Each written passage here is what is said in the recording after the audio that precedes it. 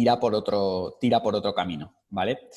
Bueno, entonces, bueno, estos ejercicios los vamos a ver al final, que os voy a poner algunos ejemplos también de las fórmulas que vienen aquí.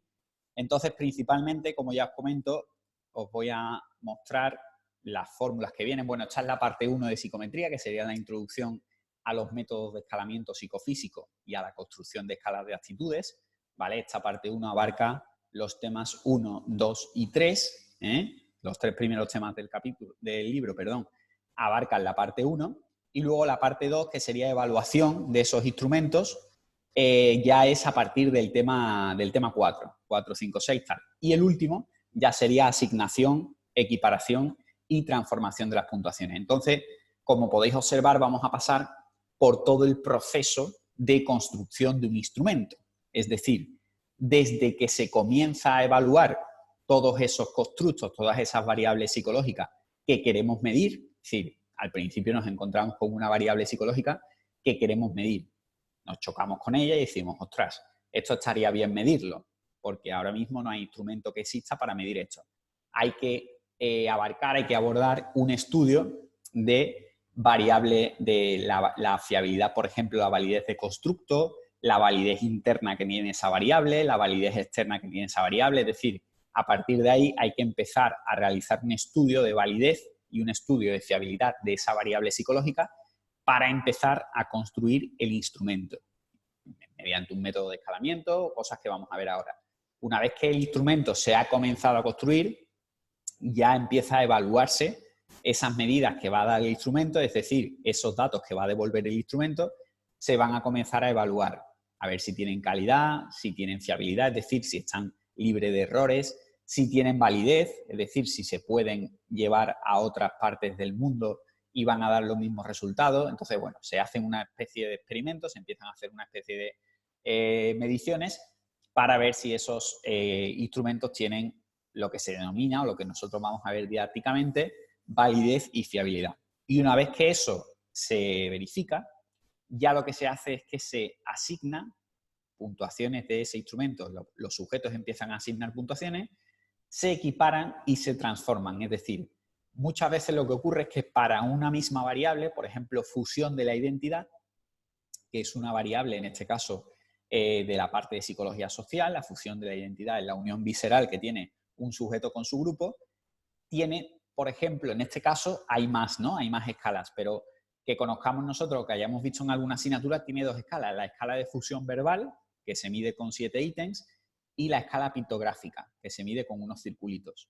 Entonces, esas 2 escalas que pueden medir la fusión de la identidad, yo puedo hacer pasar al sujeto por cada una de ellas y esas medidas transformarlas a una medida común y poder compararlas. Es decir, es como si yo estuviera en un sujeto midiendo en centímetros y en otro sujeto midiendo en metros. Entonces yo tengo un cambio de medida, en este caso, que puedo pasar a los 2 sujetos a decímetros y compararlos entre ellos. Es decir, al final se trata de que yo puedo tener para una misma variable varias escalas, pero que esas escalas a su vez se puedan transformar en una puntuación común para poder comparar a esos 2 sujetos, ¿vale?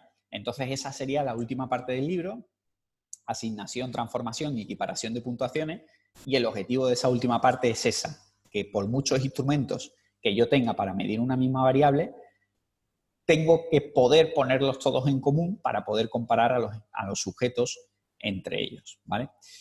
Bueno, pues vamos a comenzar con el tema 1, ¿vale? Que es introducción a la psicometría.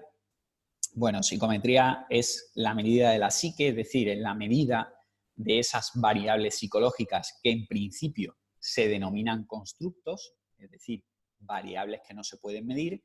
Entonces, esos constructos, de alguna manera, tenemos que tener la posibilidad de intentar simplificarlos. Aquí siempre se ha puesto el ejemplo de los gajos de la naranja, es decir, la naranja, por ejemplo, es un constructo, pero ese constructo a su vez se divide en gajos, ¿no? Como la naranja. Entonces esos gajos se denominan indicadores. Por ejemplo, la inteligencia es un constructo que no se puede medir directamente, pero sí empezaron a inventar, en este caso, claro, alguien inventó el razonamiento matemático, razonamiento lingüístico, razonamiento espacial, es decir, los gajos que dividen la inteligencia alguien los inventó, alguien los descubrió. Pues ese instrumento, esa herramienta, esos diferenciadores, esos indicadores de la inteligencia, son los datos que se utilizan, en este caso, a través del test, para poder medir el constructo de inteligencia. Entonces, al final, la psicometría se convierte en una disciplina metodológica, en este caso dentro del área de la psicología, del área del departamento de metodología, cuya tarea fundamental es la medición o cuantificación de las variables psicológicas, ¿vale? Entonces, en este caso, tiene una serie de, digamos, legitimación, es una serie de marco teórico, que al principio no es así, porque al principio la psicometría empezó como ensayo-error, para nada daban con la tecla, hasta que ya empezaron a surgir una serie de autores que sí, efectivamente, empezaron a poder medir variables psicológicas y a demostrar esa medición. A partir de ahí pues ya surgió la fiabilidad y la validez y demás.